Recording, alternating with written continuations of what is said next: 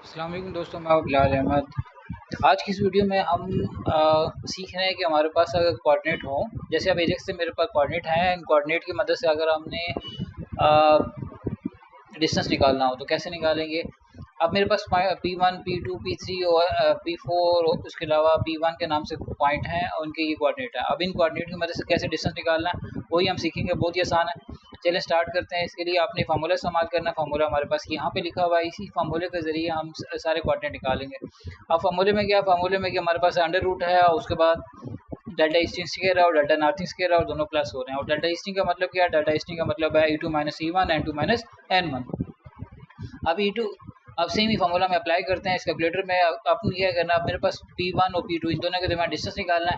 तो कैसे निकालेंगे आप, आपने फार्मूला कैलकुलेटर पे आ जाना है। कैलकुलेटर पे अंडर रूट का साइन पहले डाल दिया, उसके बाद मैं ब्रैकेट डबल डाल देता हूँ। अब E2 माइनस E1 हमारे पास हो जाएगा, जैसे P2 का P1 और P2 का निकाल रहे हैं तो इसकी जो स्ट्रिंग है हमारे पास E2 हो जाएगी 1050।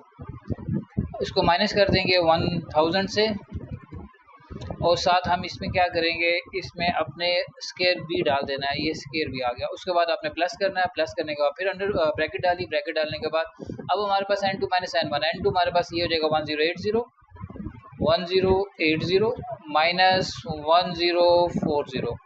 और इसको ठीक कर लेते हैं 1040।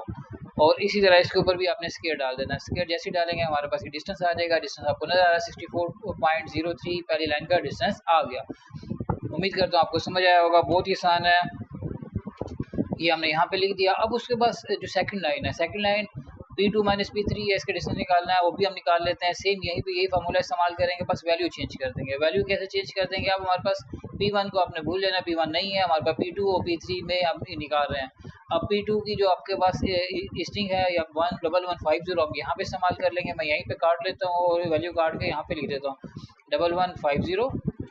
और इसी तरह यहाँ पर आप इस वैल्यू को हम काटते हैं और ये वापस जाएगा 1050।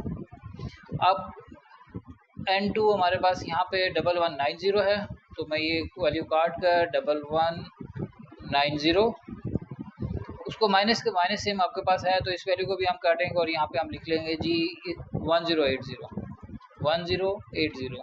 आपके पास ये डिस्टेंस आ जाएगा जो इस दो लाइनों के दरमियान इस लाइन के बीच में है। यानी अगर इन कोऑर्डिनेट्स को इस्तेमाल करेंगे डिस्टेंस आएगा। बहुत ही आसान है। मैं यहाँ पे लिख लेता हूँ, थोड़ा सा जल्दी कर लेते हैं। 148.66 था मीटर में।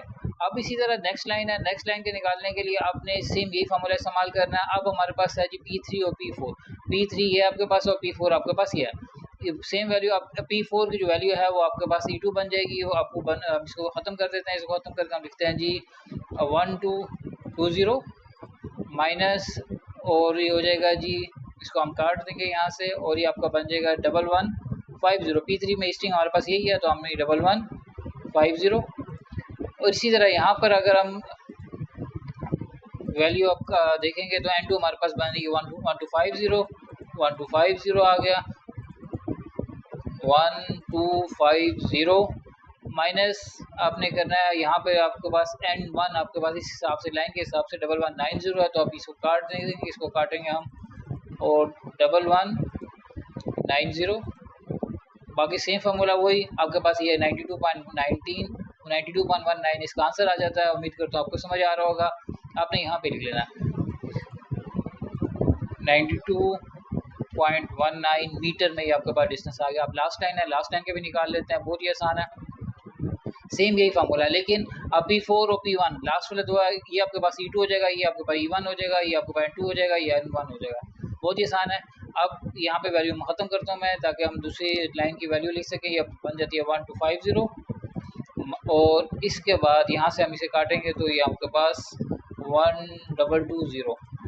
और इसी तरह आप यहाँ पे देखें तो N2 हमारे पास बन जाती है 1320। और इसी तरह लास्ट में आपके पास जो N1 बन जाएगी वो आपके पास 1250 हो जाएगी 1250। ये आपके इस लाइन का डिस्टेंस आ जाएगा जो आपको 76.15। बहुत ही आसान है। उम्मीद करता हूँ आपको समझ आया होगा। मैं यहाँ पे लिख लेता हूँ 76.15 मीटर में। ये मीटर में डिस्टेंस आ रहा है आपके पास। ये जितना डिस्टेंस निकाला हमने चारों लाइन का मीटर में आया। उम्मीद करता हूँ आपको समझ आया होगा। आज के लिए इतना ही। Thank you.